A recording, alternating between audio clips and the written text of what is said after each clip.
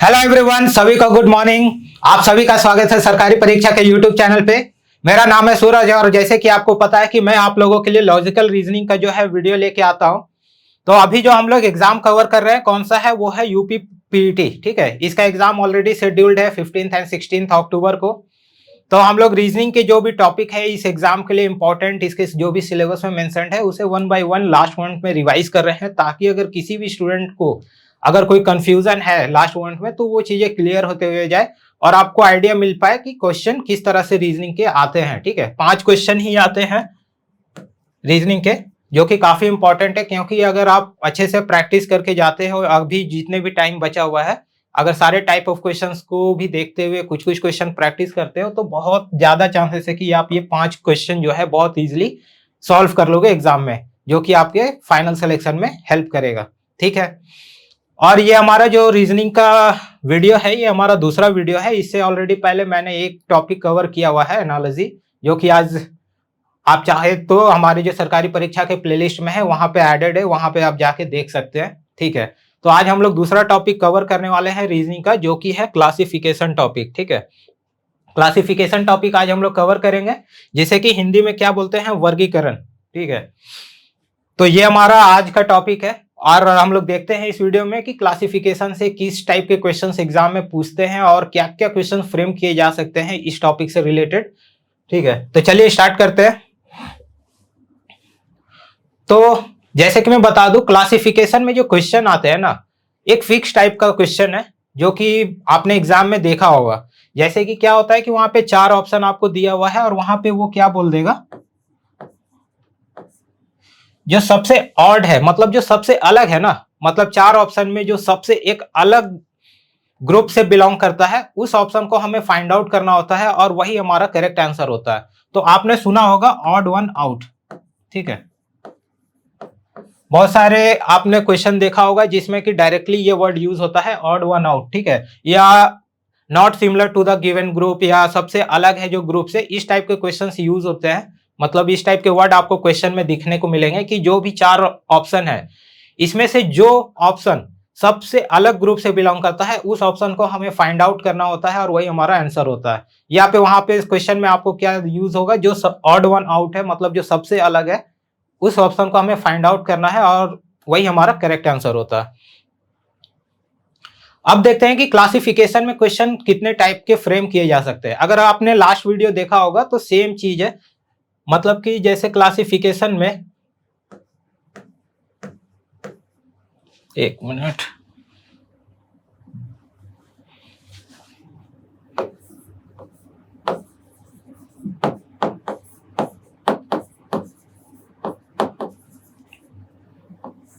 ठीक है, क्लासिफिकेशन में भी जो क्वेश्चन जो फ्रेम होते हैं बेसिकली 3 टाइप में ही होते हैं, मैक्सिमम टाइप आपको जो क्वेश्चन देखने को मिलेंगे। एक होगा नंबर बेस्ड, ठीक है,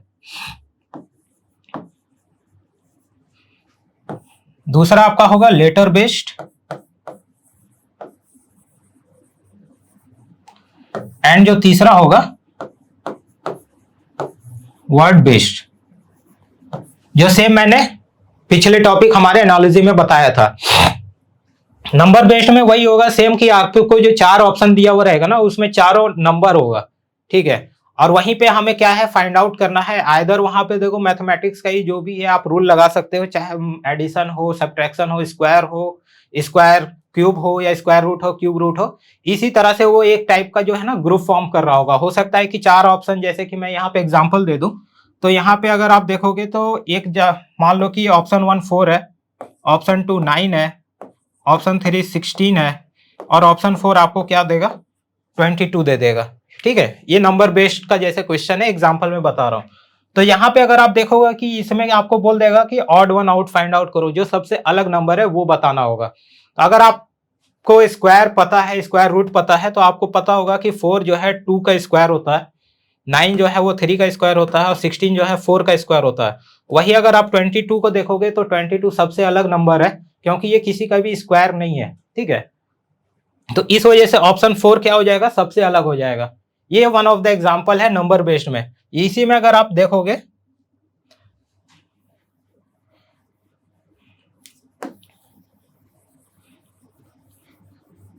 ठीक, इसमें नंबर बेस्ड में आपको क्या है कि जैसे मैंने बोला कि नंबर इसी तरह ऑप्शन दिया हुआ रहेगा जिसमें ठीक है नंबर रिप्रेजेंट होगा, और उसे आप फिल्टर कैसे करोगे, स्क्वायर, क्यूब या कुछ एडिशन, सब्ट्रैक्शन, या एक हो सकता है प्राइम नंबर से भी आप फाइंड आउट कर सकते हो सकता है ना 4 ऑप्शन में आपको 3 नंबर ऐसा दे दिया जाए जो कि प्राइम नंबर है, और जो चौथा ऑप्शन होगा वो प्राइम नंबर नहीं होगा, तो यहाँ पे क्या फॉर्म होगा ग्रुप, जो 3 ऑप्शन है वो प्राइम नंबर है और जो 4th ऑप्शन है वो सबसे अलग है, तो इस तरह से वो नंबर सबसे अलग हो जाएगा। तो इस तरह के जो क्वेश्चंस होते हैं नंबर बेस्ड में फॉर्म किए जाते हैं, और बहुत ही इजी क्वेश्चन होते हैं, बस आप थोड़ा सा प्रैक्टिस करोगे तो बहुत ही इजीली आप एग्जाम में ये जो नंबर है ये मतलब इन क्वेश्चंस को बहुत ही इजीली सॉल्व कर सकते हो। यही अगर मैं बात करूं लेटर बेस्ड, तो लेटर बेस्ड में जैसे कि मैंने पिछले आपने देखा है तो वहां पे क्या होता है, लेटर बेस्ड में बेसिकली अल्फाबेट्स का यूज होगा, अल्फाबेट्स का कॉन्सेप्ट यूज होगा, और जिसके लिए मैंने बताया था कि आपको अल्फाबेट्स का जो पोजीशन वैल्यू है वो अच्छे से पता होना चाहिए,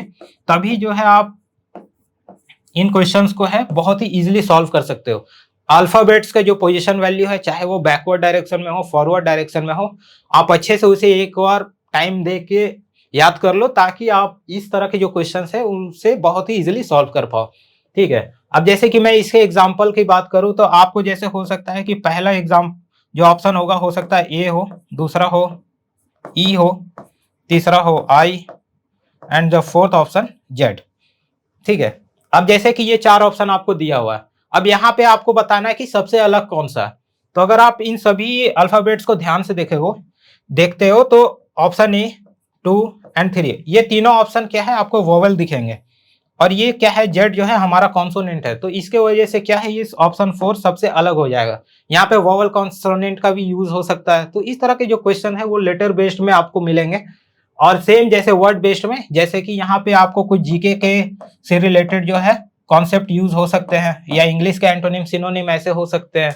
ठीक है, तो इस तरह के भी क्वेश्चन आपको वर्ड बेस्ड में देखने को मिलेंगे। ठीक है, तो ये बेसिकली 3 टाइप के क्वेश्चन फ्रेम होते हैं क्लासिफिकेशन में।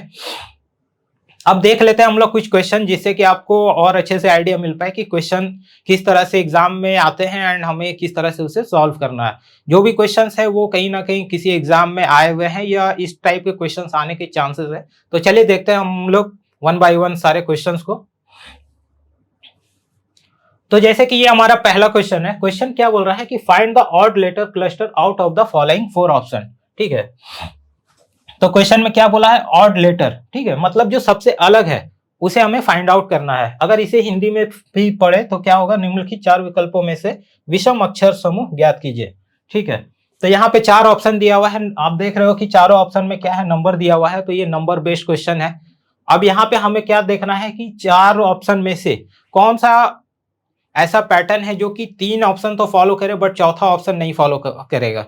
तो ठीक है, जैसे कि मैंने बताया नंबर बेस्ड में आप मैथ्स के जो भी कॉन्सेप्ट है चाहे addition, subtraction, square, square root, cube, ठीक है, प्राइम नंबर, इन सब के जो भी कॉन्सेप्ट है वो सभी यूज होंगे यहाँ पे, तभी आप इजिली इसे फाइंड आउट कर सकते हो। तो अगर जैसे मैं इस क्वेश्चन की बात करूं तो इस क्वेश्चन में हम लोग फाइंड आउट करने का कोशिश करते हैं कि कौन सा लॉजिक यहाँ पे फॉलो होता है जिसके वजह से जो हम लोग का जो करेक्ट आंसर है वो हम लोग इजिली फाइंड आउट कर सकते हैं। तो स्टार्ट करते हैं। हम लोग क्या करते हैं कि यहाँ पे अब जैसे ऑप्शन ए क्या है 153, तो 153 में हम लोग हर एक नंबर को क्या करते हैं पहले ऐड करके देखते हैं कि क्या हमारा सम आ रहा है। तो अगर मैं 153 की बात करूं, ठीक है, तो यहाँ पे हम लोग क्या करते हैं 1 + 5 + 3, ठीक है, हर एक नंबर को ऐड किया तो यहाँ पे हमारा जो ऐड होने के बाद सम आ रहा है वैल्यू क्या है ये 9 है। ठीक है, ऑप्शन ए के सभी नंबर को अगर हम लोग ऐड करते हैं सम करते हैं तो क्या आता है हमारा 9 आता है। ऑप्शन बी में हम लोग यही चीज देखते हैं, तो क्या है 261, तो क्या होगा 2 + 6 + 1, ये क्या आता है 9। यहाँ पे आप देखोगे तो ऑप्शन ए का भी देखो सम 9 है, ऑप्शन बी का भी सम 9 है, इट मीन्स कि लॉजिक फॉर्म होने के तो चांसेस है। ठीक है, अब आगे ऑप्शन में भी ये चीज देखते हैं कि ये सभी फॉलो कर रहा है या नहीं। अगर मैं ऑप्शन सी की बात करूं तो क्या है हमारा 104, इसमें अगर हम लोग ऐड करते हैं 1 + 0 + 4 जो कि आएगा 5, और अगर ऑप्शन डी की मैं बात करूं तो 108 जिसमें कि 1 + 0 + 8 जो कि हमें देगा 9। ठीक है, तो ये हमने किया, तो आप देखोगे कि ऑप्शन ए का भी सम 9 है, ऑप्शन बी का भी सम 9 है, ऑप्शन डी का भी सम 9 है, सिर्फ ऑप्शन सी है जिसका सम क्या है 5 है। तो इसके वजह से जो हमारा करेक्ट आंसर क्या हो जाएगा ऑप्शन सी। क्यों? क्योंकि सम ऑफ द नंबर जो है यहाँ पे 9 नहीं है, बाकी 3 ऑप्शन में सम जो है अगर हम लोग करते हैं तो 9 आता है। ठीक है, इसके वजह से ये option A, B and D एक ग्रुप फॉर्म कर रहा है एंड ऑप्शन सी सबसे अलग है, जो कि हमारा इस क्वेश्चन के लिए करेक्ट आंसर हो जाएगा। ठीक है, तो इस टाइप के क्वेश्चंस आते हैं एग्जाम में। आप देख रहे हैं कि अगर काफी इजी क्वेश्चन है, अगर आपको सिर्फ प्रैक्टिस करना है और एग्जाम में जाना है, इसके लिए आप क्या कर सकते हैं, सरकारी परीक्षा की वेबसाइट पे जाए, मॉक टेस्ट लगाए। हम लोग डेली क्विज, लाइव टेस्ट भी दे रहे हैं, जो कि आपको इस तरह के क्वेश्चन को प्रिपेयर करने में काफी हेल्पफुल होगा। ठीक है, देखते हैं हमारा अगला क्वेश्चन। तो जो हमारा यहाँ पे अगला क्वेश्चन क्या बोल रहा है कि find the odd letter cluster out of the following 4 option. ठीक है, हिंदी में पढ़ लेते हैं। क्या है, निम्नलिखित 4 विकल्पों में से विषम अक्षर समूह ज्ञात कीजिए। यहाँ पे क्या है, अब देखो 4 ऑप्शन दिया हुआ है। अब यहाँ पे भी हमें फाइंड आउट करना है कि कौन सा सबसे अलग है। ठीक है, तो हम लोग क्या करेंगे, अब जैसे कि हम लोग ट्राई करते हैं जैसे पिछले क्वेश्चन में। अगर हम लोग देखो यहाँ पे क्या है 9 है एंड यहाँ पे क्या है 23, अगर इन दोनों नंबर को ऐड करते हैं तो हमारा टोटल जो सम होगा यहाँ पे इसके लिए क्या आ जाएगा, 32 आएगा। अगर यहाँ पे देखते हैं तो ये क्या आएगा, 18 आएगा। अगर यहाँ पे करते हैं तो ये 18 आएगा एंड देन अगर यहाँ पे हम लोग ऐड करते हैं तो ये आ जाएगा 63। तो देखो यहाँ पे हमने पहले क्या किया है, ऐड किया है। ठीक है, बट ऐड करने के बाद हम लोग देख रहे हैं कि ठीक है 2 का तो 18 आ गया, बट यहाँ पे 32 एंड 36 है। एक स्पेसिफिक लॉजिक जो है इस क्वेश्चन में हम लोग एडिशन के थ्रू तो नहीं फाइंड आउट कर पा रहे हैं, तो इट मीन्स कि यहाँ पे अब हमें दूसरा चीज ट्राई करना होगा एडिशन के अलावा। ठीक है, तो अब हम लोग ने एडिशन तो कर लिया, अब हम लोग यहाँ पे क्या करते हैं, सब्ट्रैक्ट करने की कोशिश करते हैं। मे भी शायद कोई लॉजिक यहाँ पे मिल जाए। तो यहाँ पे अगर आप देखोगे 9 और 23 में आप अगर सब्ट्रैक्ट मतलब इन दोनों को अगर घटाते हैं तो आप यहाँ पे क्या जो निगेटिव पॉजिटिव कौन बड़ा ये सब अभी नहीं देखते, मतलब फाइनल वैल्यू क्या आएगा। अब जैसे कि अगर हम लोग 23 में 9 माइनस करते हैं, सब्ट्रैक्ट करते हैं, तो हमें क्या वैल्यू मिलेगा, यहाँ पे हमें मिल जाएगा 14। ठीक है, अगर यही चीज 16 माइनस 2 करते हैं तो हमारा क्या वैल्यू आएगा, 14। यहाँ पे अगर हम लोग माइनस करते हैं तो क्या आएगा, 10। यहाँ पे अगर हम लोग करते हैं तो यहाँ पे आएगा 14। अब देखिए यहाँ पे जब हमने नंबर को सब्ट्रैक्ट किया तो हमारे option A, B and D में क्या आ रहा है, फाइनल वैल्यू 14 आ रहा है। और जो सबसे अलग आ रहा है कौन सा, ऑप्शन सी, जिसमें कि हमें 10 आ रहा है। इट मीन्स कि जो ऑप्शन सी है यहाँ पे सबसे अलग ग्रुप में है और बाकी सब ये तीनों सिमिलर ग्रुप में है, जिसके वजह से जो हमारा करेक्ट आंसर होगा इस क्वेश्चन के लिए सी हो जाएगा।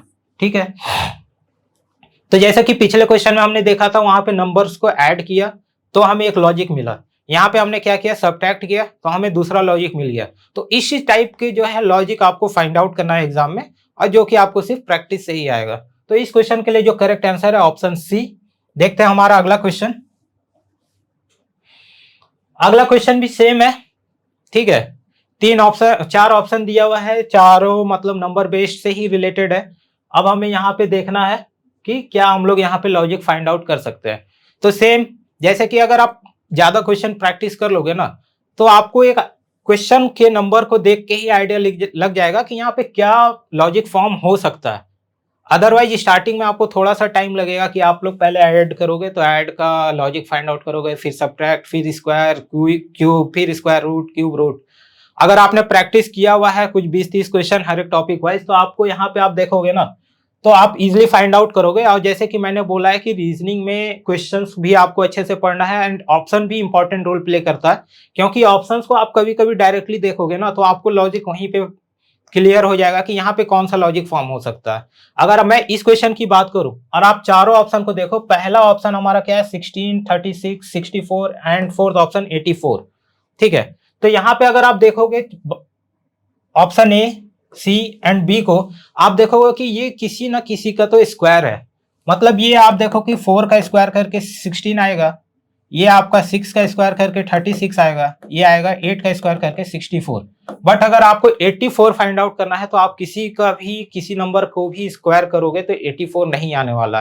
तो ये क्या था कि ये इंस्टेंट था, मतलब हमने ऑप्शन देखा और हमने ये पाया कि इस तरह जिस हिसाब से ऑप्शन में नंबर दिए हुए हैं, यहाँ पे स्क्वायर का कॉन्सेप्ट जो लॉजिक है फॉर्म होने के बहुत ज्यादा चांसेस है, और वही चीज हमने इंप्लीमेंट किया तो हमें बहुत ही इजीली कम टाइम में आंसर क्या आया, ऑप्शन डी जो कि 84 है, जो कि सबसे अलग ग्रुप में से बिलोंग करता है, वो हमारा करेक्ट आंसर हो जाएगा। तो इस तरह के क्वेश्चंस आते हैं जो कि आपको बस प्रैक्टिस करना है। तो इस क्वेश्चन के लिए जो हमारा करेक्ट आंसर होगा ऑप्शन डी 84।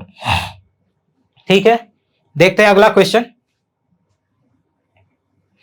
ठीक है, हमारा अगला क्वेश्चन क्या बोल रहा है, पढ़ लेते हैं। Find the odd letter cluster out of the following 4 option. ठीक है, ऑप्शन में क्या दिया हुआ है, एफ के Q X C H N U, मतलब ये क्या है, हमारा लेटर बेस्ड है। ठीक है, अल्फाबेट दिए हुए हैं सारे। तो अब हम लोग इसमें देखते हैं। अब जैसे कि मैंने बोला था, इस तरह के क्वेश्चंस को अगर आपको अच्छे से करना है तो क्या करना होगा, पोजीशन वैल्यू आपको अच्छे से याद करना होगा, तभी हम लोग इजीली फाइंड आउट कर सकते हैं। अब देखते हैं इस क्वेश्चन में कि क्या लॉजिक फॉर्म हो रहा है। तो जैसे कि मैंने हमेशा बताया, अगर इस तरह के क्वेश्चंस को आपको बनाना है तो आप डायरेक्टली क्या करो कि जो भी ऑप्शन में दिया हुआ है उसका पोजीशन वैल्यू बहुत, मतलब जैसे ही आपने क्वेश्चन देखा आप पहले पोजीशन वैल्यू लिखना स्टार्ट कर दो। ठीक है, अगर ऑफलाइन एग्जाम है तो आप डायरेक्टली क्वेश्चन पेपर पे लिख सकते हो, अगर ऑनलाइन है तो रफ सीट दिया हुआ रहता है उसमें डायरेक्टली आप लिख लिया करो। ठीक है, अब तभी आप जो है ना, अगर पोजीशन वैल्यू लिखते हो तब आपको बहुत ही इजीली जो है लॉजिक समझ में आ जाएगा और बहुत ही आप इजीली इसे कम टाइम में सॉल्व कर पाओगे। तो चलिए लिखते हैं पोजीशन वैल्यू। अब जैसे कि मैं बात करूं, ऑप्शन ए जो हमारा क्या है, एफ के क्यू एक्स। ठीक है, यहां पे अगर हम लोग लिखे पोजीशन वैल्यू तो यहां पे क्या होगा, 6 11 17 24। ठीक, हमने लिख दिया। अब यहां पे देखते हैं कि दोनों के बीच का डिफरेंस कितना है। तो यहां पे अगर आप डिफरेंस देखते हो तो ये आएगा 5, यहां पे आप डिफरेंस देखते हो तो ये है 6, यहां पे आप डिफरेंस देखते हैं तो ये है 7। ठीक है, तो हमने ये देखा कि जो आपस में जो नंबर है इनके बीच का जो डिफरेंस है वो क्या है, 5 6 7। अब हम लोग ऑप्शन बी को भी देखते हैं। ऑप्शन बी में क्या है,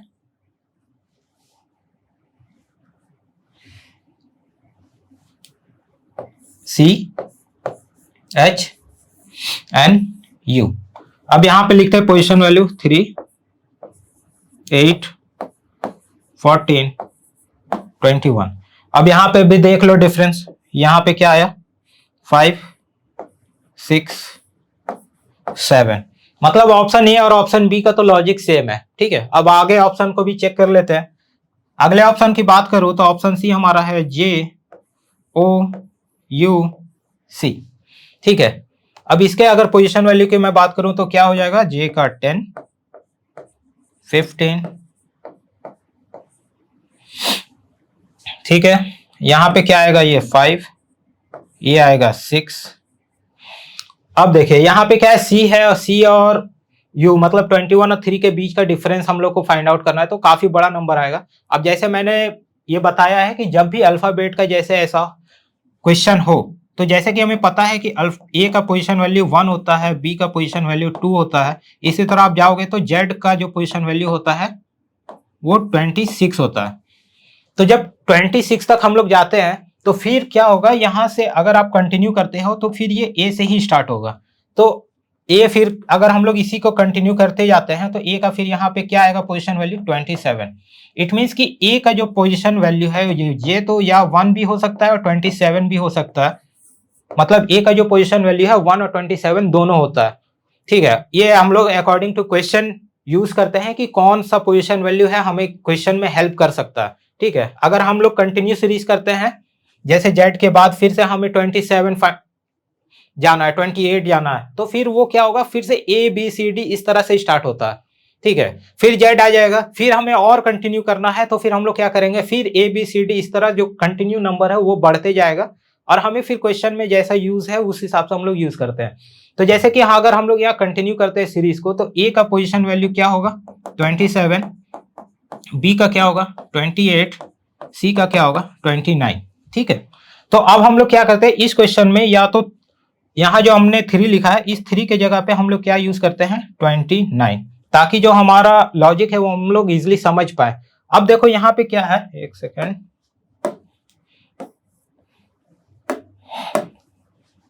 हमारा पिछला नंबर था 21, अगला क्या नंबर है 29। अब इनके बीच का अगर हम लोग डिफरेंस देखते हैं तो ये हमें क्या देगा, 8 देगा। ठीक है, यहाँ पे ऑप्शन सी में लॉजिक सेम नहीं हो रहा है जो कि हमने ए और बी में इस्टेब्लिश किया था। क्यों, क्योंकि नंबर का डिफरेंस क्या था 5 6 7, यहाँ भी है 5 6 7, बट यहाँ पे क्या है 5 6 8। यहाँ पे लॉजिक थोड़ा डिफर कर रहा है। अब हम लोग ऑप्शन डी को भी चेक करते हैं, ठीक है। अब जैसे कि ऑप्शन डी की मैं बात करूं तो क्या है, D I O V. D का क्या होगा, 4 9 15 22, ठीक है। अब यहां पे देखो डिफरेंस, यहां क्या है 5, यहां पे क्या है 6, इनके बीच का 7। मतलब ऑप्शन डी में जो लॉजिक हमने ए और बी में स्टैब्लिश किया था, सेम लॉजिक हमें मिल रहा है। इट मीन्स कि जो हमारा A B and D same logic follow कर रहा है। सबसे अलग कौन सा है, ऑप्शन सी। तो इसका करेक्ट आंसर क्या हो जाएगा, ऑप्शन सी, ठीक है। लॉजिक आपको समझ में आ गया होगा कि किस तरह से हमने फाइंड आउट किया। तो देखो ये लेटर बेस्ड का जैसे क्वेश्चन था, किस तरह के लॉजिक बन सकते हैं, ये पहला मतलब एग्जांपल था, जिससे कि आपको समझ में आया होगा कि किस तरह के से क्वेश्चन को हमें सॉल्व करना है, और जो पोजीशन वैल्यू का नंबर है अगर हमें याद रहता है तो हम लोग किस तरह से इसे कम टाइम में यूज कर सकते हैं, ठीक है। देखते हैं अगला क्वेश्चन। हमारा अगला क्वेश्चन क्या है, सेम है, find the odd letter cluster out of the following 4 option. ये सेम हमारा लेटर बेस्ड का ही क्वेश्चन है, ठीक है। 4 ऑप्शन दिया हुआ है, ए बी सी डी। अब हमें यहाँ पे क्या करना है, फाइंड आउट करना है लॉजिक कि कौन सबसे अलग है। तो फटाफट हम लोग पहले पोजीशन वैल्यू लिखते हैं ताकि इजिली हमें समझ में आए कि कौन सा लॉजिक यहाँ पे बन सकता है। तो अगर आप देखोगे यहाँ पे क्या होगा, ए जी एम एस,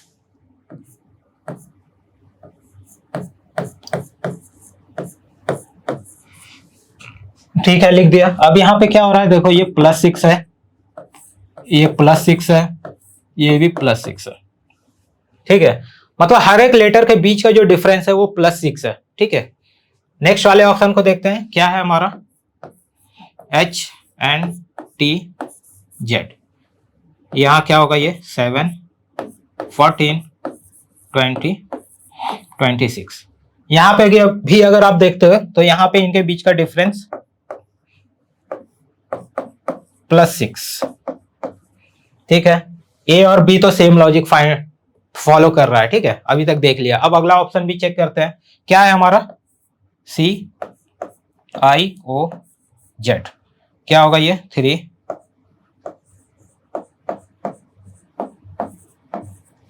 अब देखो यहाँ पे क्या है, +6 बट क्या यहाँ पे है, नहीं है, ठीक है। तो यहाँ पे कुछ अलग हो रहा है, मतलब कि यहाँ पे अगर आप देखोगे तो 6 तो नहीं है। अब हम लोग ऑप्शन डी को भी देख लेते हैं कि ऑप्शन डी में क्या लॉजिक है। तो यहाँ पे पहले मैं देख लूं, यहाँ पे क्या है, +11, ठीक है, सही लिखा है ना, CIOZ, ठीक है। ऑप्शन डी देखते हैं, DJPV, ठीक है। डी का क्या होगा, 4 10 16 22, +6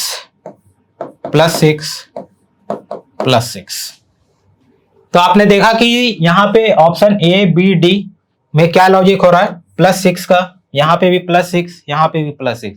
जो सबसे अलग है कौन सा है, ऑप्शन सी, जहाँ पे ये लॉजिक फॉलो नहीं हो रहा है, जिसके वजह से इसका करेक्ट आंसर जो होगा ऑप्शन सी हो जाएगा, CIOZ, ठीक है, क्योंकि ये सबसे अलग है, ठीक है। देखते हैं अगला क्वेश्चन। अगला क्वेश्चन भी हमारा सेम लेटर बेस्ड है। सेम क्वेश्चन बोल रहा है कि find the odd letter cluster out of the following 4 option, ठीक है। 4 ऑप्शन दिया हुआ है, यहाँ पे सेम हमें फिर लॉजिक फाइंड आउट करना है जैसे हमने पिछले 2 क्वेश्चन में किया। तो आइए देखते हैं इस क्वेश्चन के लिए क्या लॉजिक बन रहा है और कौन सा ऑप्शन करेक्ट है इस क्वेश्चन के लिए। तो जैसे कि मैंने बोला कि अगर लेटर बेस्ड आपको दिखता है तो आपको पहले क्या करना है, जो भी है पोजीशन वैल्यू लिखना है, ठीक है। तभी आप लोग क्या है ना, वो लॉजिक को इजीली फाइंड आउट कर सकते हैं। तो अगर मैं इस क्वेश्चन की बात करूं तो हमारा जो ऑप्शन ए है क्या है, DEGJ। तो इसका पोजीशन वैल्यू क्या होगा, 4 5 6 नहीं 7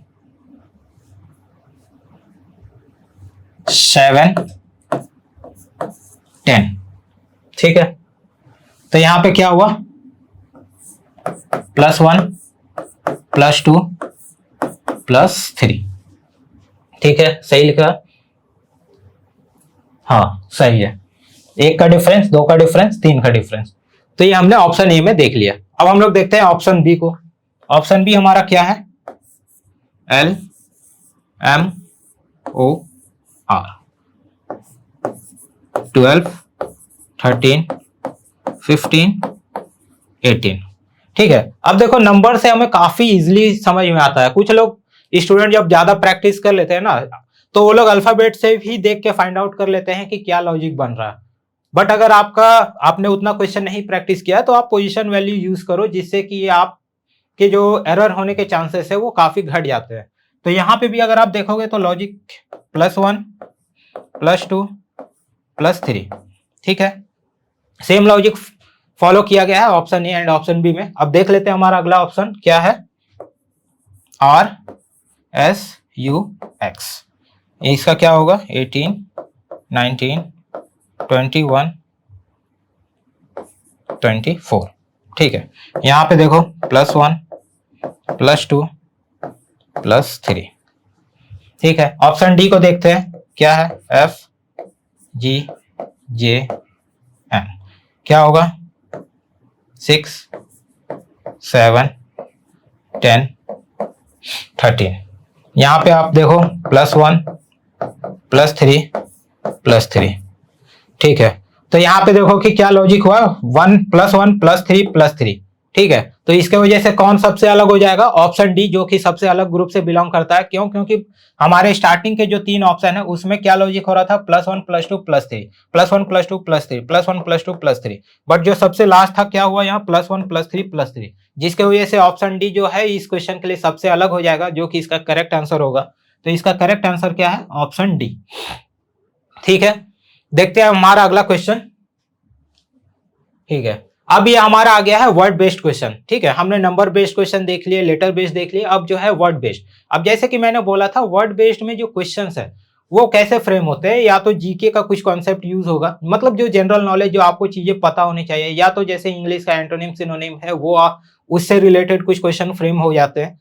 तो हम लोग देखते हैं किस तरह के क्वेश्चंस आते हैं एग्जाम में इस टॉपिक, मतलब इस चीज से, मतलब वर्ड रिलेटेड जो क्लासिफिकेशन का जो हमारा क्वेश्चन होता है, इससे किस तरह के क्वेश्चन फ्रेम होते हैं। तो ठीक है, पहले क्वेश्चन पढ़ते हैं। क्वेश्चन क्या बोल रहा है कि choose the word which is least like the other words in the group. ठीक है, आप देखो यहाँ पे कुछ वर्ड, आपको ये चीजें भी ध्यान में होना चाहिए, जैसे कि क्या बोल रहा है? Least like. ठीक है, कहीं पे आपको क्वेश्चन क्या बोलेगा? जो कि सबसे अलग ग्रुप से बिलोंग करता है वो, तो वो भी सेम इसी टॉपिक से ही बिलोंग करता है। वहां पे ऐसा कंफ्यूज नहीं होना है कि मतलब ये कुछ नया टाइप का क्वेश्चन है। अगर क्वेश्चन में इस तरह का भी है, इज लीस्ट लाइक या ऑड वन आउट, मतलब ये सभी क्लासिफिकेशन से ही बिलोंग करते हैं। ठीक है, तो इस क्वेश्चन में जैसे यूज हुआ है लीस्ट लाइक, तो हमें क्या करना है कि जो भी इसमें सेम कॉन्सेप्ट लगाना है, जो कि हमारा 3 ऑप्शन जो सिमिलर टाइप से ग्रुप से बिलोंग करता है, और जो 4th ऑप्शन जो सबसे अलग होगा वो हमारा करेक्ट आंसर होगा। जैसे हिंदी में हम लोग पढ़ते हैं, वह शब्द चुने जो समूह के अन्य शब्दों से मेल नहीं रखता। ठीक है, तो अब जैसे कि ऑप्शन हम लोग पढ़ लेते हैं। ऑप्शन ए क्या है? गोल्ड है, बी है प्लैटिनम, सी है सिल्वर, डी है रूबी। ठीक है, हिंदी में भी वही चीज दिया हुआ है। तो अगर जैसे कि आप यहाँ पे ऑप्शन पढ़ते हैं, तो अगर जैसे आपको पता है गोल्ड के बारे में, प्लैटिनम के बारे में, सिल्वर, रूबी के बारे में, तो आप लोग बहुत ही इजीली बता दोगे। तो एक्चुअली इन तीनों में अगर आप देखोगे ए, बी और सी, ये क्या है? ये प्रीसियस मेटल्स हैं। ठीक है, बट यहीं अगर मैं रूबी की बात करूं तो ये स्टोन के कैटेगरी में आता है। ठीक है, बाकी सब क्या होता है जो कि कॉस्टली मेटल्स होते हैं ना, वो उनके कैटेगरी में आते हैं, बट रूबी क्या है? स्टोन के कैटेगरी में आता है, जिसके वजह से क्या होता है, ये सबसे अलग ग्रुप से बिलोंग करता है, जिसके वजह से हमारा जो इस ऑप्शन के लिए करेक्ट आंसर होगा वो हो जाएगा ऑप्शन डी। ठीक है, यहाँ पे जैसे कि हमने देखा कि जैसे नंबर बेस्ड में हमें चीजें पता होनी चाहिए, subtraction, addition, square, square root, और हमें उन चीजों को सही इंप्लीमेंट भी करना होगा। लेटर बेस्ड में हमने देखा कि पोजीशन वैल्यू हमें अच्छे से याद होना चाहिए, तभी हम लोग जो करेक्ट होने के चांसेस है वो ज्यादा होते हैं। बट इसमें क्या, आपको कुछ करना नहीं, बट आपको बस चीजें पता होनी चाहिए। यहाँ पे हमने क्वेश्चन पढ़ा, ऑप्शन देखा, हमें पता था कि ए, बी और सी जो है प्रीसियस मेटल्स है, बाकी जो रूबी है वो स्टोन के कैटेगरी में आता है, प्रीसियस स्टोन है। ठीक है, तो इसके वजह से ये सबसे अलग ग्रुप से बिलोंग करता है, तो इसका करेक्ट आंसर हो जाएगा रूबी। ठीक है, तो यही था हमारा वर्ड बेस्ड रिलेटेड क्वेश्चन। देखते हैं अगला क्वेश्चन। सेम क्वेश्चन है ये, आपका जो पिछले साल यूपी पीईटी का एग्जाम हुआ था उसमें ये क्वेश्चन देखने को मिला था। जैसे कि सेम आपको क्वेश्चन क्या बोल रहा है कि choose the word which is least like the other words in the group. ठीक है, जो सबसे अलग है, जो कि ग्रुप से मेल नहीं खाता, वो हमारा करेक्ट आंसर होगा। तो अब जैसे कि यहाँ पे देखो पहला ऑप्शन क्या था, nun, bee, knight, monk, priest. ठीक है, अब जैसे कि यहाँ पे क्या है कि मैंने जैसे पिछले टॉपिक एनालॉजी में भी बोला था कि अगर आपको वर्ड बेस्ड क्वेश्चंस आते हैं, ठीक है, अगर आपको क्वेश्चन इंग्लिश में नहीं समझ में आ रहा है तो आप तुरंत हिंदी वाले पार्ट में जाओ। क्यों? क्योंकि हिंदी में क्या है कि उसका मीनिंग अच्छे से दिया हुआ रहता है, जिससे कि आप और इजीली जो है इस तरह के क्वेश्चंस को सॉल्व कर सकते हैं। अब जैसे कि हमने इंग्लिश क्वेश्चन तो पढ़ लिया, ऑप्शन भी पढ़ लिया, ठीक है, बट अगर हम लोग हिंदी वाले पार्ट से जाएंगे तो हम लोगों को काफी ईजी हो जाएगा इस तरह के क्वेश्चन में करेक्ट आंसर को फिल्टर करना। तो जैसे कि हम लोग देखो कि अगर इसके पहले ऑप्शन को पढ़ते हैं तो क्या लिखा है, योगिन, दूसरा सूरवीर, तीसरा मुनि और चौथा पादरी। ठीक है, तो अगर यहाँ पे आप देखते हो तो यहाँ पे जो ए, सी एंड डी जो है वो सेम ग्रुप से बिलोंग करता है, जो कि सबसे अलग अगर कोई है तो बी ऑप्शन सूरवीर, जिसके वजह से इसका जो करेक्ट आंसर हो जाएगा ऑप्शन बी, इसका करेक्ट आंसर होगा। ठीक है, तो हमने जैसे इंग्लिश वाले पार्ट को देखा तो हो सकता है कि जैसे कुछ इस चीज का हम लोगों को जो है मीनिंग ना पता हो, तो इसीलिए हमें हमेशा अगर कहीं कंफ्यूजन हो रहा है इस तरह के क्वेश्चन में तो हिंदी वाले पार्ट को एज अ रेफरेंस हमें हेल्प लेना चाहिए, जिससे कि हम लोग इस तरह के क्वेश्चन को और इजीली बना पाए। ठीक है, तो जैसे हमने यहाँ हिंदी में पढ़ा तो हमें सबसे जो अलग ग्रुप में लगा कौन सा था, ऑप्शन बी, सूरवीर। ठीक है, देखते हैं अगला क्वेश्चन।